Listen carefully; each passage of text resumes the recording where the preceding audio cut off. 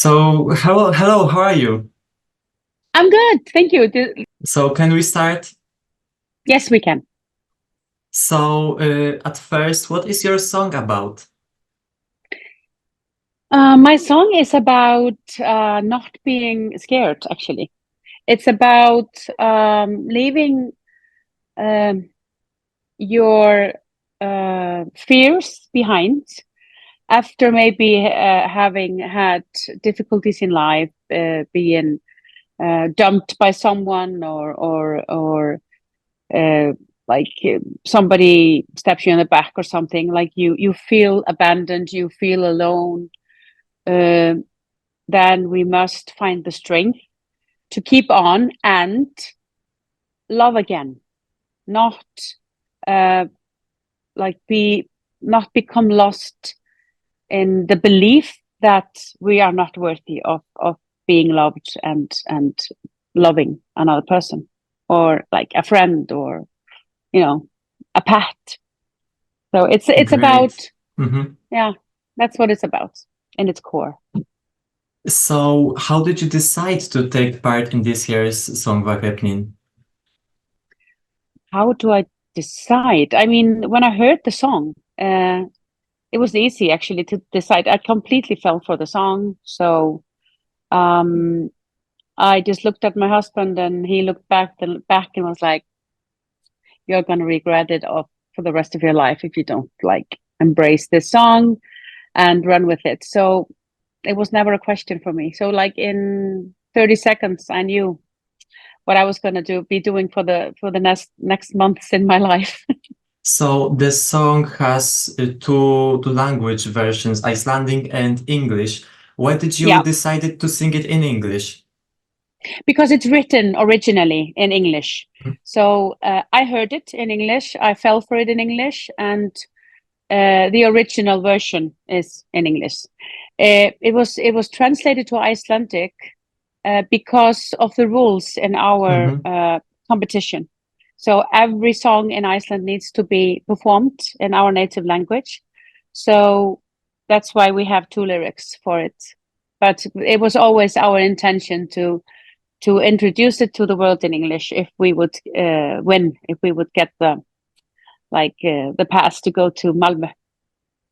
Of course. So, can you tell us a bit about your stage plans for Malmö? Will the performance be similar to this in national final, or it will be completely changed? Well, it's gonna be not completely changed, but it will change because, of course, the size of the stage in Malmö is much bigger than in Iceland. We have more opportunities to like play with lights and gimmicks and stuff. So we will definitely change it, like to fit uh, this arena, and um, and to be able to like up it up a little bit. So we will change it, but it's not going to be dramatic. Um, we're still waiting for a yes for one gimmick that we want to have. So that's going to be a secret for now. Okay. Okay, can't wait. So, the next question will be a bit funny. Are you really Mm. scared of heights? No, I'm not. No, I'm not. It's like, but I'm scared of other things. So this is like a metaphor of fear. Um, it's actually the metaphor for being scared of heights is like being scared of love, because in a way, love is what um, you know comes and goes in our life. We lose people, either they pass away, or they go somewhere, or and you feel alone. So it's all about um, feeling good with yourself and not being scared of allowing people to come close to you. And I'm not afraid of that. I was at a younger age, but today, luckily, my 52 years of living on this earth has taught me a lot of things about this thing we call love. So it's always up to me to take with me from every how do you say, every circle of love that I have with people or with my pets or with my projects or something. It's a different kind of love for each of these things, but it's love. So I'm not scared of it anymore. I know that it's in my power to allow people to approach me and for me to like lean into others for how do you say uh to but how do you say what's the word, to connect is the right word. So no, I'm not scared of heights, but I've been that, but not now. No. Yeah, great. So you already participated in Eurovision in Oslo in 2010. So Yeah. how do you memorize this event? Oh, it was amazing. It was of course like my first big uh, event in Eurovision as a solo performer. So it was amazing to sense the energy in the with the audience, to see all the flags in front of you, to see the unity of all the nations, of all the people, all sizes, all colors, red haired, left handed, everyone is like an individual person with their own fears, because we all have them, coming from all over the world. And it is a spectacular thing to witness in front of you on stage. And I would say that that's the reason why we do it over and over again, is because this view is so amazing to look over the audience from with all the flags from all the nations. Is just, it's out of this world. It's great, great. So besides your entry in 2010, you went to Eurovision plenty of times as backing vocalist in Mm-hmm. 2008 in Belgrade, in 2009 in Moscow, and in Vienna in 2015. How the Yeah. event changed for you as one of the participants? Well, in 2008, it was my first. So I was just like so excited, and I was a little like a bit like a kid in a candy store, because I was just like all over the place. This was so new and so exciting, and I didn't know how everything was coordinated and planned, and I just followed. I just did what I was told. Yeah, in 2009, I was a little bit more calm, so um, I started like seeing things more and picturing myself going through this process, allowing myself to like, ooh, I would, this, I would love for this to be me. I can do this. And I would love being able to represent my country. And so I allowed myself to hope and like visualize. So then in 2010, of course, like I said earlier, it was like a whole new experience. And then in 2015, with Maria, I was more like of a vocal coach as well. So then, of course, I had all these former experiences with me. So I was really calm and just enjoying it, and enjoying connecting more with people, having longer, deeper discussions. Than like in 2008, I was just like all over the place. So, So as we already know, you have big experience in Eurovision, and can you tell us about some funny or memorable moment from this event? well, I don't know if you've heard the story about me losing a tooth before before I Oh, like 3 hours before I went on stage in Oslo for the final. Have you heard about that one? no. That was actually really stressful, because all of a sudden I broke a tooth, because in my in backstage they have like these small bowls of candy all over the place, and I had been really like, no, I'm not gonna, no, oh no, I'm not gonna have this candy, because I'll definitely break a tooth. It's like what you say when you say, now this like caramel it's too chewy, it's going to break my tooth. So I was thinking to myself, oh, well, it's the last day. I mean, why not? So I got one and I broke a tooth. So I was just like, oh my God, I'm going to be on stage in a few hours in front of millions of people with a broken tooth. Luckily, my best friend is a dentist and she was actually in the audience. So we managed to get her from out of the audience and back to where the security gate is.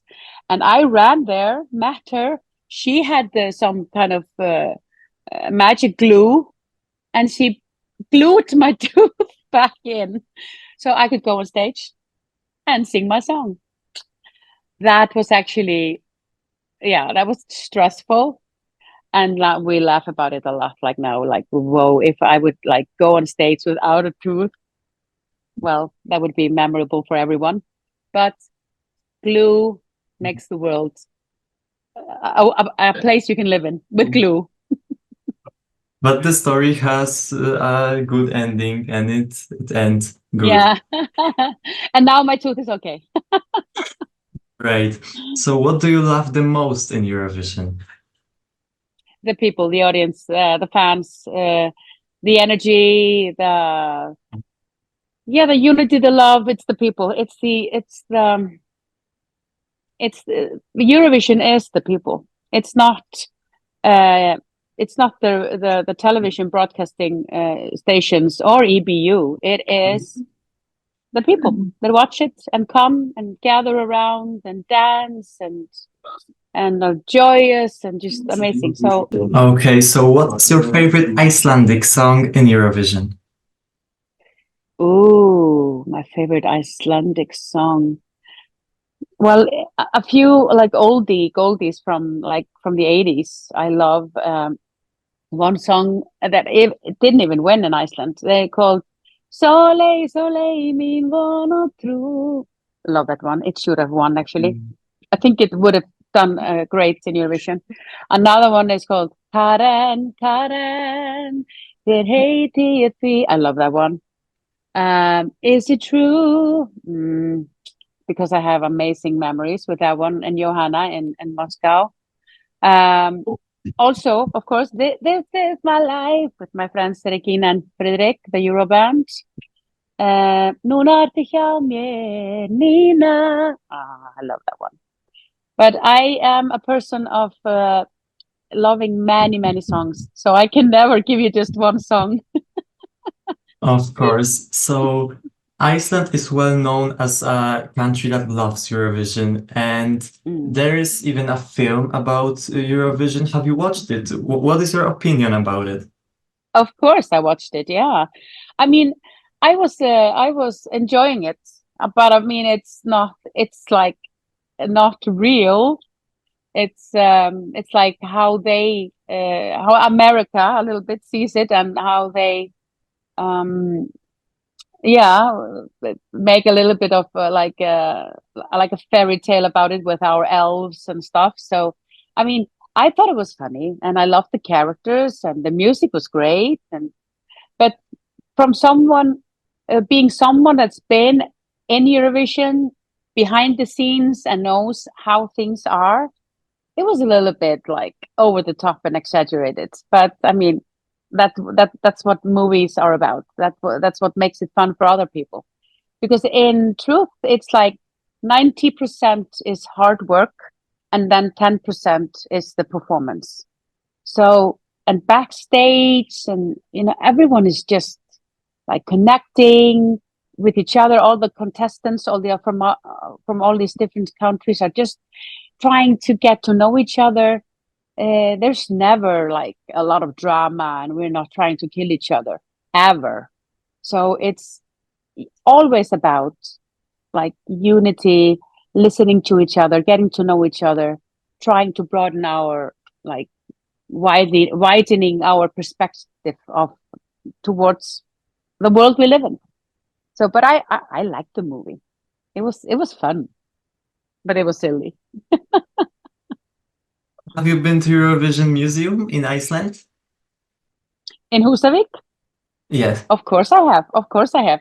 It's very close to where my family lives. Or we have like our yeah, I mean I have me and my family we are doing forestry. We have like a little cottage up north, really close to Husavik. So we go there actually very often.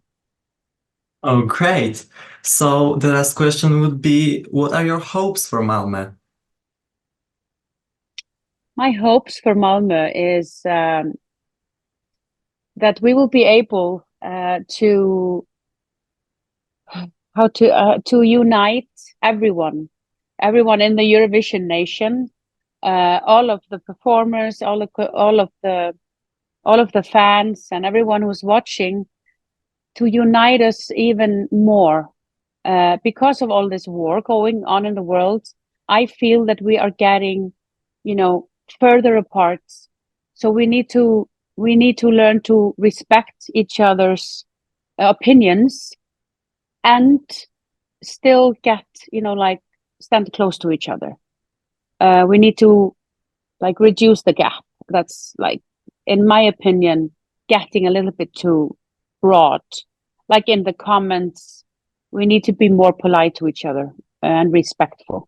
So I hope that Malmö will bring us more together and in a respectful way. That it's not my way or the highway. It's like, everyone is have a right to their own opinions, but we need to be respectful to each other. That's my Of hope. course. Yes, thank you so much for this. Thank you for this interview and good luck Thank in you. Malmö. Thank you. And you too. Enjoy the show. And thank you for the interview. Thank you. Goodbye. Bye. I feel it coming.